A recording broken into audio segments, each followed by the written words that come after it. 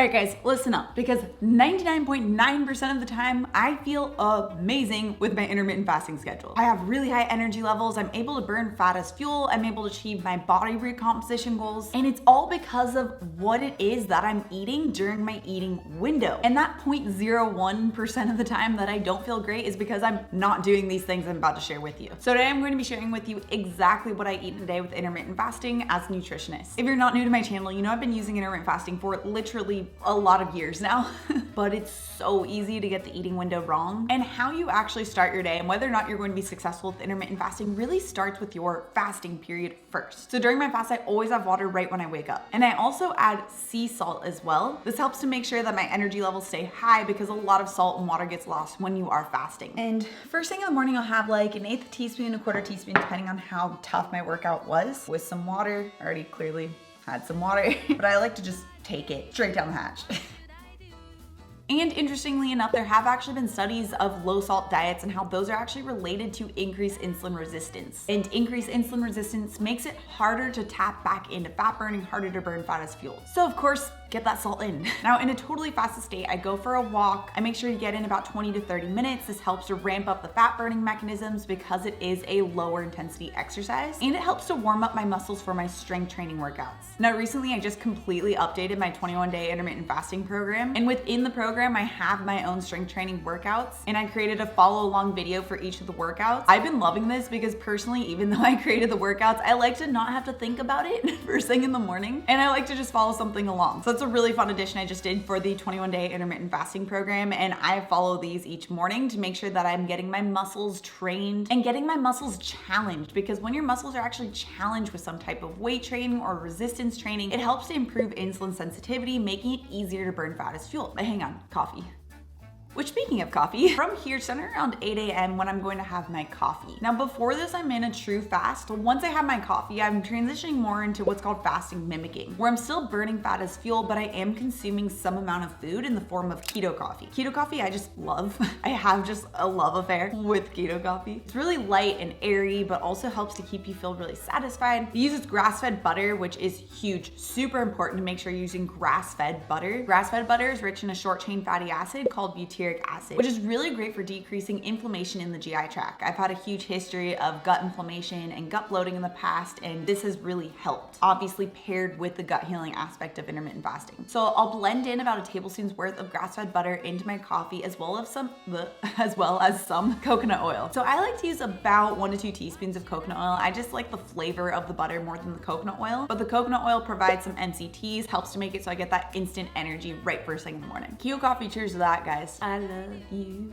And if you're like, what the heck, red alert, how can this possibly not break a fast? You're not entirely wrong, but you're also not entirely right. Nutrition is a little complex like that. It ultimately comes down to the type of fasting that you're doing. And I've shared the details of keto coffee, how to make it, and whether or not it breaks a fast. I'll have that video linked down description below. Just click that little arrow icon underneath the video and you'll be able to find all the links that I mentioned in today's video. Now, typically around 10:30, 11 a.m.-ish is when I'm going to actually break my fast. And I mean with like actual food. And 99 out of 100 times, probably more, even like 100 out of 100 times, I'm going to be having some type of smoothie for my first meal. I love smoothies because they're really fast, they're easy, convenient, and a great way to get in all the protein, fat, and fiber needed to help make you more satiated and satisfied during your eating window. A lot of people really miss out on protein, especially with intermittent fasting. Please listen up. Listen up, guys. You really don't want to be under eating on protein. Otherwise, you might run into issues of obviously hunger, but also of losing muscle mass, making it harder to achieve a weight loss goal in the future. So please repeat after me.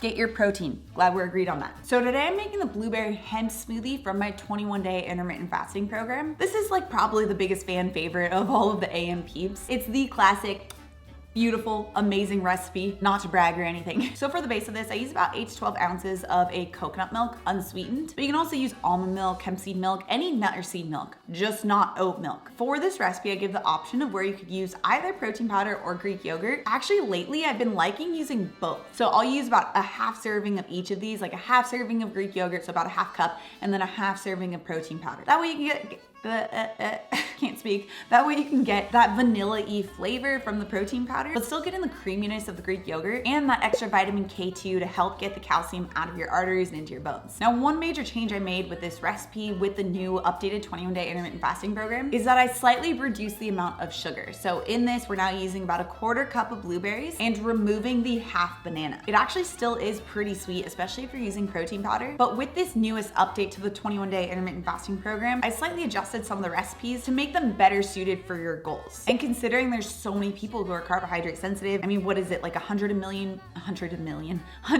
Americans have prediabetes or diabetes. So it's like 1 out of every 3 Americans. Making a smoothie that still tastes great but doesn't have so much sugar in it is really helpful for all of us. We also have 2 tablespoons of coconut butter that's going to provide the high quality fat to keep you satiated. A tablespoon of hemp seeds. Hemp seeds are actually a great plant-based protein source of complete protein, not to mention high quality fat source as well. And then a tablespoon of chia seeds. I just love using chia seeds in pretty much all of my smoothies because it has so much fiber in it, so you really get that extra fiber component in there too. And then while I'm blending up my smoothie, I'll have my Acv Sipper, which is a recipe also from the 21-day intermittent fasting program. It's a diluted apple cider vinegar to help ease the transition from a fasted to a fed state. Now today, my second meal of the day is a scrambled eggs and greens. Now in the 21-day intermittent fasting program, I have these salad options that are really great, especially if you are working and you need something that doesn't have to be reheated. So since I have the option to be able to make my lunch at home, I've been liking going for the egg scramble. Now, if I know it's gonna be a busy week, I'll also have one of the salads, or I'll make a cottage cheese bowl or a Greek yogurt bowl. But if I have time, I really like having an egg scramble. It's a great source of protein, a great source of fat, keeps me satiated for quite a long time. Plus you get some greens in there with the spinach added in too. So for this recipe, I'm using 3 eggs, which will amount to about 18 grams worth of protein. I try and aim to have about 25 grams of protein per each meal just for my own goals. So just having 3 eggs is a little bit low for my protein needs. So for this recipe, instead of the avocado, I'm going to be swapping that out for a little bit of a high quality grass-fed cheese. So instead I can get the fat, but also a little bit of protein to add on to the eggs with the cheese. And then for a fiber component, I'm using about a cup of spinach. I like using just already frozen spinach. That way you don't have to worry about it going bad and you always have it on hand. So this meal will